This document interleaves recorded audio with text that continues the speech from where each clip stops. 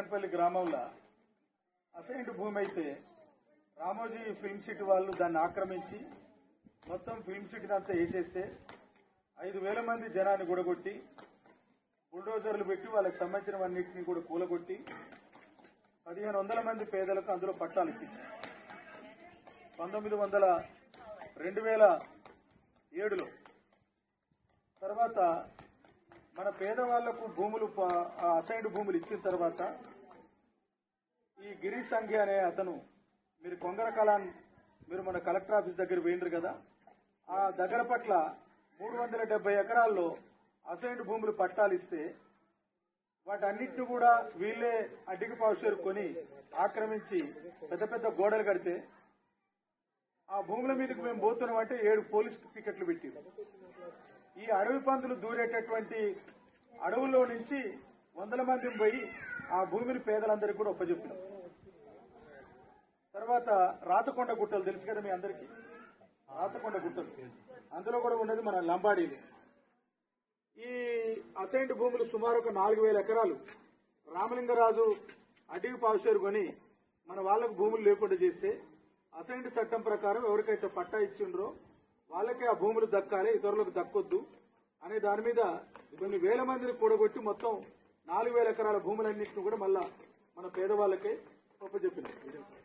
అయితే నేను ఇక్కడ మీతో మాట్లాడేది ఏంటంటే, మీరు శత్రువు అనేటోడు బలమైనోడయ్యిండు, అర్థమైందా? శత్రువు అనేటోడు బలమైనోడయ్యిండు, పోరాడే వాళ్ళు బలహీనులయ్యారు.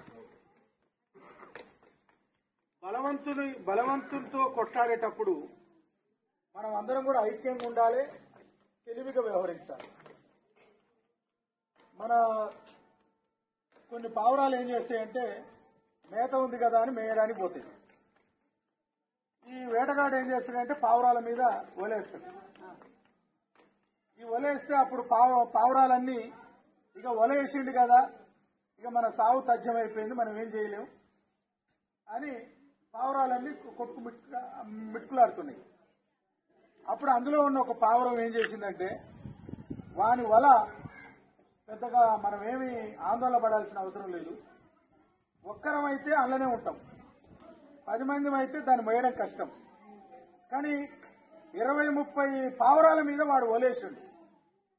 మనం అందరం శక్తిని కూడా తీసుకుని ఒక్కసారి కనుక గట్టిగా పైకి లేస్తే వలకు వలే మనం ఎత్తుకొని వెళ్ళిపోవచ్చు, ఎక్కడికో ఒక దగ్గరికి వెళ్ళిపోవచ్చు. ఆ వలను చక్కగా మనం చెట్ల మీద కనుక ఆలితే పిచ్చలను కిందికి అవుతాం, వల చెట్ల మీద ఆలిపోతుంది, మనం ఆ వల నుంచి బయటపడతాం. అట్లనే మన ఈ కొడంకల్ తండాకు సంబంధించినటువంటి ఇక్కడ కొండకల్ తండాకు సంబంధించినటువంటి ఇక్కడ మనం అందరం మీరు మీ శక్తి మేరకు కూడా మీరు కొట్లాడలేకపోతున్నారు అనేది నాకున్న అభిప్రాయం. మీరు సరిగ్గా కొట్లాడతలేరు, మీరు సరిగ్గా పోరాడతలేరు. మీ యువకులందరూ ఇది మా భూమి, కొట్లాడితే నాకు వస్తుందని వాళ్ళు అనుకుంటలేరు. తర్వాత మీరంతా పాత పీటీ అసైన్డ్ భూములు 300 ఇచ్చినాం, తర్వాత ఇది మొత్తం సేద్యం చేసినాం, ఈ అంతా కూడా మేమే కొట్టేసినాం, తర్వాత ఇదంతా మాదే, దేవాలయ భూములు కూడా వాళ్ళు దురాక్రమణ చేసే ప్రయత్నం చేస్తున్నారు, తర్వాత మాకు అసైన్డ్ పట్టాలున్నాయి కూడా వాళ్ళే ఆక్రమించే ప్రయత్నం చేస్తున్నారు.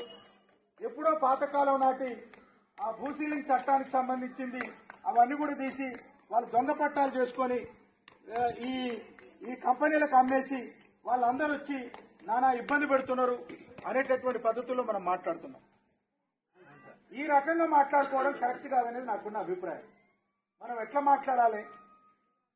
ఇప్పుడు ఈ భూములు వీళ్ళు కొట్లాడతారేమో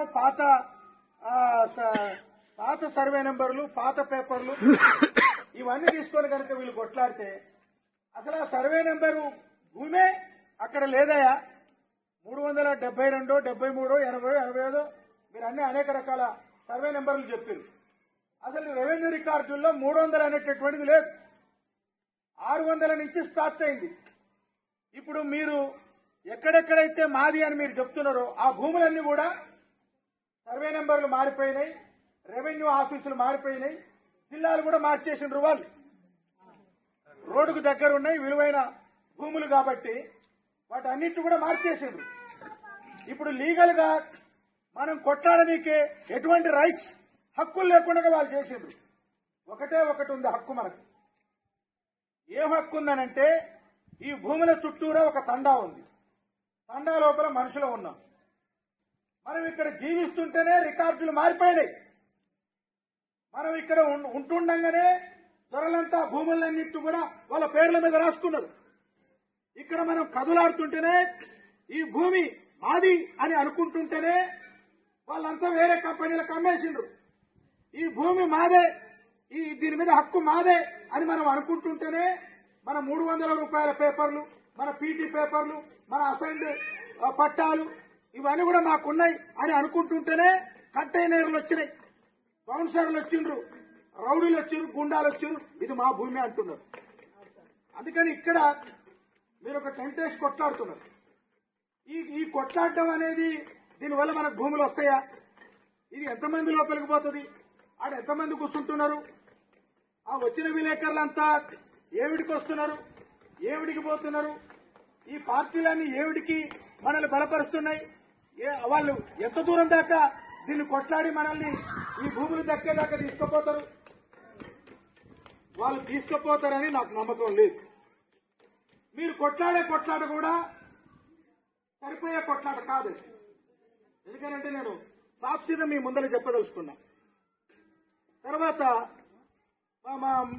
మన వాళ్ళు ఇక్కడ మనం చేయాల్సింది ఏంటంటే